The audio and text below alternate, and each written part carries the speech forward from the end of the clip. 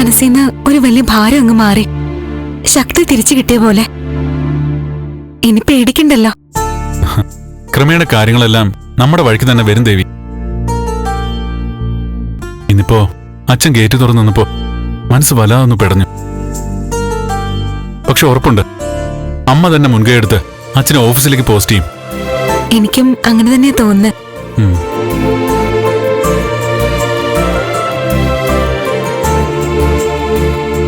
Certificate കണ്ടിട്ടും മതിയാവുന്നില്ല.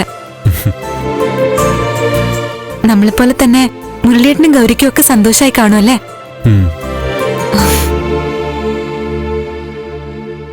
Hello,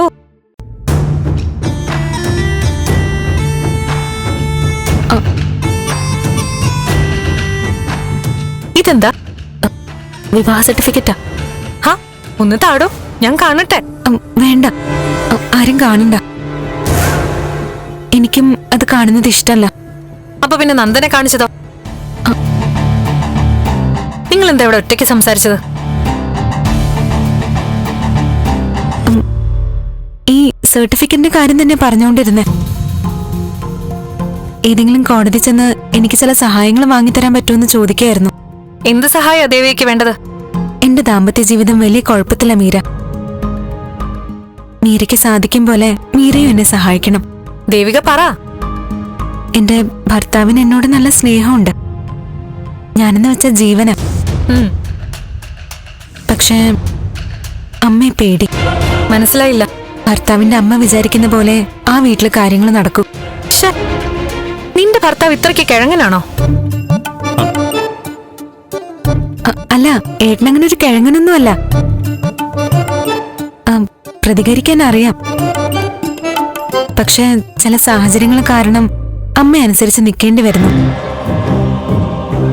എതിർത്ത് പറയാൻ പറ്റുന്ന സാഹചര്യമല്ല. ഒരേ വീട്ടിലാണെങ്കിലും അകന്നു കഴിയുമ്പോലെ ഞങ്ങൾ ജീവിക്കുന്നത്. ഭർത്താവിന് എന്റെ അടുത്ത് വരണമെങ്കിൽ തന്നെ അടുത്തെങ്ങും അമ്മയില്ലാന്ന് ഉറപ്പ് വരുത്തണം. ആ ഭർത്താവിന്റെ കരണക്കുറ്റിക്ക് നോക്കി ഒന്ന് പൊട്ടിച്ചു കൊടുക്കാത്തെന്താ?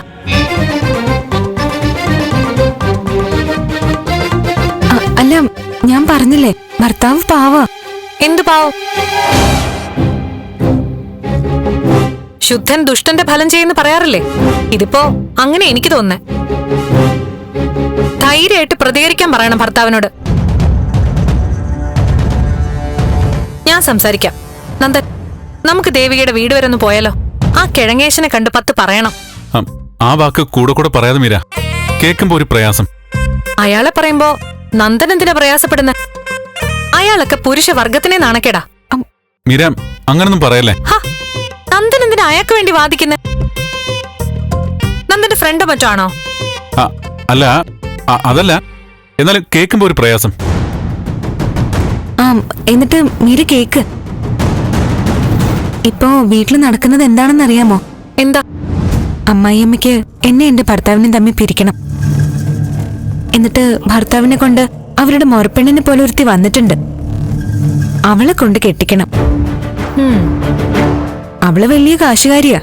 ഈശ്വരാ. ആ പെണ്ണിനെ ഇപ്പൊ വീട്ടിൽ കൊണ്ട് നിർത്തിയിരിക്കുക. ഭർത്താവിന്റെ മനസ്സ് ആ പെണ്ണിലേക്ക് ചെല്ലാൻ എന്തൊക്കെയോ കൂടോത്രങ്ങൾ നടത്തുന്നുണ്ട്. നമ്മുടെ നാട്ടിൽ തന്നെയാണോ ഇതൊക്കെ നടക്കുന്നത്? ആ അമ്മായിയമ്മ തള്ളെ ചവിട്ടിക്കൂട്ടി ഭിത്തിയിലൊട്ടിക്കണം. അതിരിക്കട്ടെ, ഇപ്പൊ വീട്ടിൽ വന്ന പെണ്ണിന് കാര്യങ്ങൾ അറിയാവോ? അതോ ദേവികയുടെ അമ്മായിയമ്മയുടെ കൂടെ ചേർന്ന് ദേവികയുടെ ജീവിതം ഇല്ലാതാക്കാൻ നോക്കുവാണോ? ഇപ്പൊ വന്ന് കയറിയവൾക്ക് കാര്യങ്ങൾ പൂർണ്ണമായി അറിയത്തില്ല. എന്റെ ഭർത്താവ് എന്നെ കല്യാണം കഴിച്ച കാര്യം പോലും അമ്മായിയമ്മ ഒളിപ്പിച്ചു വെച്ചിരിക്കുക. നിന്റെ സ്ഥാനത്ത് ഞാനായിരുന്നെങ്കിൽ ആ അമ്മായിയമ്മ തള്ള ഇപ്പൊ ജീവനോടെ കാണില്ല.